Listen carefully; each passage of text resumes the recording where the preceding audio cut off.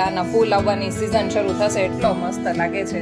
અત્યારે બનાવવાના છીએ કારેલાનો સંભારો. મોસ્ટલી કોરિયન જે ફેસ માસ્ક આવે ને એની અંદર રાઈસ વોટર યુઝ થાય. વાદળ જો કેટલા ચડ્યા છે, વરસાદ આવે નહીં તો આજે કીડિયારું પૂરવા જવા માટે ટોપરા ખમણવાની છું. અને hello friends, very good morning, જય શ્રી કૃષ્ણ એન્ડ જય Swaminarayan. Welcome back to my channel. આ છે ને હવે એકદમ મસ્ત હેલ્ધી થઈ ગયું છે ને હવે આના ફૂલ આવવાની સિઝન શરૂ થશે એટલે એની ઉનાળામાં જ મોસ્ટલી ફૂલ આવતા હોય. તો હવે આની સિઝન શરૂ થવાની છે ફૂલ આવવાની ને એની અંદર બહુ જ મસ્ત એવા ફૂલ આવે છે. જ્યારે આવશે ત્યારે આપણે બતાવીશું. અને આને આપણે રિપોર્ટ કર્યો હતો ને કે જો અત્યારે કેટલો મસ્ત લાગે છે. પહેલાં થોડો અનઇવન લાગતો હતો, અત્યારે એકદમ સરસ એવો કુંડાની અંદર ફેલાઈ ગયો છે. 12:30 થઈ ગયા છે અને અહીંયા બહાર જો તડકો જ નથી બિલકુલ. એકદમ આછો આછો તડકો છે. આમ જે ઉનાળાનો તડકો હોવો જોઈએ ને એવો તડકો જ નથી. અત્યારે બનાવવાના છીએ કારેલાનો સંભારો. એટલે મેં કારેલાને જો બીજ કાઢીને કટ કરી લીધા છે અને બોઇલ કરવા માટે મૂકી દીધા છે.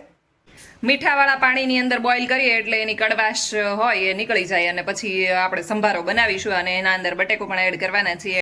જો ઉકળી જાય ને એટલે કલર એકદમ ચેન્જ થઈ જાય. ગ્રીન હોય ને એમાંથી આવો પેરટ જેવો કલર થઈ જાય એટલે એની કડવાશ બધી નીકળી ગઈ હોય. હવે આપણે એને કાઢી લઈશું જારીમાં.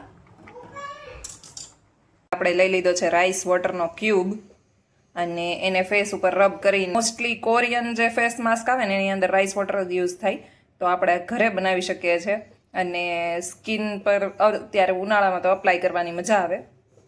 અહીંયા મેં લઈ લીધા છે ટોપરા અને એને ખમણી લેવાના છીએ. ટોપરા ખમણીને આપણે કોઈ આઈટમ નથી બનાવવાના, પણ આજે કીડિયારું પૂરવા જવા માટે ટોપરા ખમણવાની છું. અને એના અંદર શિંગદાણાનો ભૂકો, ટોપરા અને એ બધું એડ કરીશું. એટલે જનરલી બધા કીડિયારું પૂરવા જાય ત્યારે જે લીલું શ્રીફળ આવે એની અંદર બધું લોટ અને એ બધું ભરીને જતા હોય છે. પણ મારી પાસે આ શ્રીફળના મતલબ ટોપરા પડ્યા છે તો આપણે એને ઘસીને જે કીડિયારું પૂરવાનું હશે ત્યાં પૂરી દઈશું. વાદળા તો જો વરસાદ આવવાના હોય ને એવા ચડ્યા છે અત્યારે ભર ઉનાળામાં.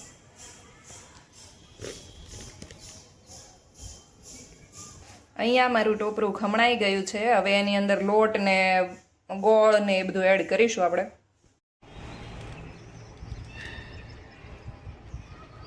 વાદળ જો કેટલા ચડ્યા છે, વરસાદ આવે નહીં તો સારું.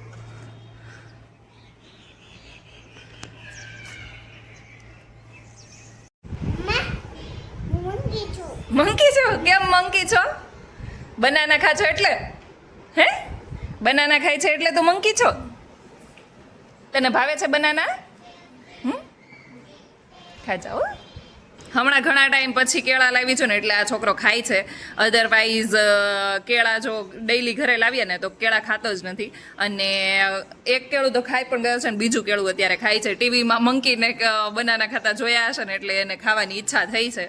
બાકી બીજા બધા ફ્રૂટ ખાય છે. આમ તો ખાટા મીઠા લાગે ને એવા ફ્રૂટ ખાય, આજે મોળા લાગે એવા ના ખાય. એટલે આજે ખાય છે તો આપણે ભલે ખાતો. આજ સવારે જ હજી હું લઈને આવી છું એટલે એનો ઉત્સાહ છે તો ભલે ખાય. પછી આવતીકાલે નહીં ખાય, ખોટા પડ્યા જ રહેવાના છે. જે છોકરાઓને બહુ કેળા હોતા હોય ને એ એક જ અપવાદમાં આવે. બાકી બધા છોકરા એવું જ કરે, જે દિવસે લાવ્યા હોય ને એ દિવસે કેળા ખાય, પછી બીજે દિવસથી પડ્યા રહે. કેમ કે થોડાક પાક ઉપર આવી જાય ને એટલે છોકરાઓના હાથ બગડે કે પછી આમ ટેસ્ટ થોડો ફરી જાય એટલે છોકરાને ના મજા આવે. એટલે લાવ્યા હોય ને એ દિવસે ખાતા હોય ને તો ખાવા દેવાના, પછી બીજે દિવસે ના ખાય તો પછી પડ્યા જ રહેવાના હોય એના કરતાં. ચાલો, આજે તો શાક લેવા જવાનું છે અને હું બહાર શાક લેવા માટે નીકળી તો મેં જોયું કે વરસાદ પછી સંધ્યા ખીલી હોય ને એવું એટમોસ્ફિયર છે. અને વૃષભે મંગાવી લીધા છે નમકીન્સ મારી પાસે.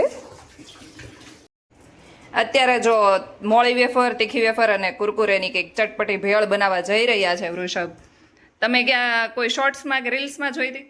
વારે આડી આવે એટલે કીધું કે આજે ફાઇનલ બનાવી જ નાખીએ. જો કાચી કેરીની કટકી લીધી છે, ટામેટાની કટકી લીધી છે અને ગ્રીન ચટણી નાખી છે અને ધાણા. તો અત્યારે મસ્ત એવી ભેળ બને છે.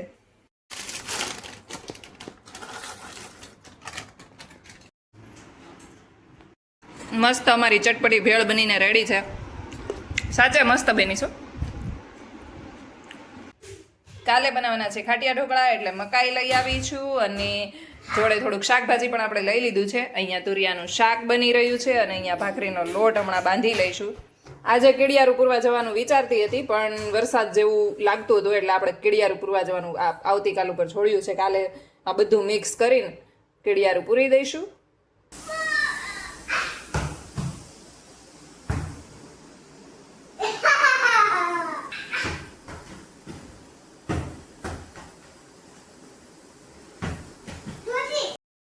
જો અહીંયા મેં મસ્ત તરબૂચ સુધારી લીધું છે. કોણ કોણ આવું કરે છે કે બિયા અલગ કરી લેવાના ને તરબૂચમાં બિયા ના આવવા જોઈએ ખાતી વખતે, તો એ રીતે આપણે સુધારી લીધું છે ને હવે મસ્ત ઠંડુ કરીને પછી આપણે ખાવાના છીએ. મારા પપ્પાને ત્યાં સમરમાં તરબૂચ સુધારવાનું કામ મારું જ આવે, બીજા બધા બધું કામ કરી લે પણ તરબૂચ એક મારા ભાગે આવે, કેમ કે તરબૂચમાંથી છે ને બિયા કાઢીને સુધારીએ ને તો બધાને ખાવાની એટલી મજા આવે. જો કે અમે લોકો પણ સાદી મતલબ બિયા કાઢ્યા વગર એમને જ સુધારતા હતા, પણ મારી બેન છે ને એ જો બિયા ના કાઢીએ ને તો એ તરબૂચ ખાવાનું અવોઇડ કરે, એને ના ગમે બિયાવાળું તરબૂચ, એટલે તો હું સ્પેશિયલી એટલે બિયા કાઢીને જ સુધારતી એટલે એ પણ ખાઈશ. અને અહીંયા આવ્યા પછી પણ 3-4 વર્ષથી અમે એવું જ કરીએ છીએ કે બિયા કાઢીને જ સુધારીએ, એટલે અમને બધાને પણ હેબિટ પડી ગઈ છે કે તરબૂચમાં બિયા કાઢીને ખાવાની મજા આવે. ડાયરેક્ટ મતલબ ખાતા હોઈએ ત્યારે કંઈ બહાર કાઢવું નહીં. ફાઇનલી જો 10 વાગી ગયા છે અને ધાણા અને ફુદીનો અને બધું સુધારીને ફ્રી થઈ ગયા છે ને હવે તરબૂચ ખાઈ લઈએ. આજ માટે બસ આટલું જ. કાલે મળીએ ફરી એક નવા બ્લોગની સાથે. ત્યાં સુધી ગુડ નાઇટ, જય શ્રી કૃષ્ણ એન્ડ જય સ્વામિનારાયણ. મારી ચેનલ ઉપર નવા હોય તો સબસ્ક્રાઇબ કરવાનું ભૂલતા નહીં. Thank you for watching. By.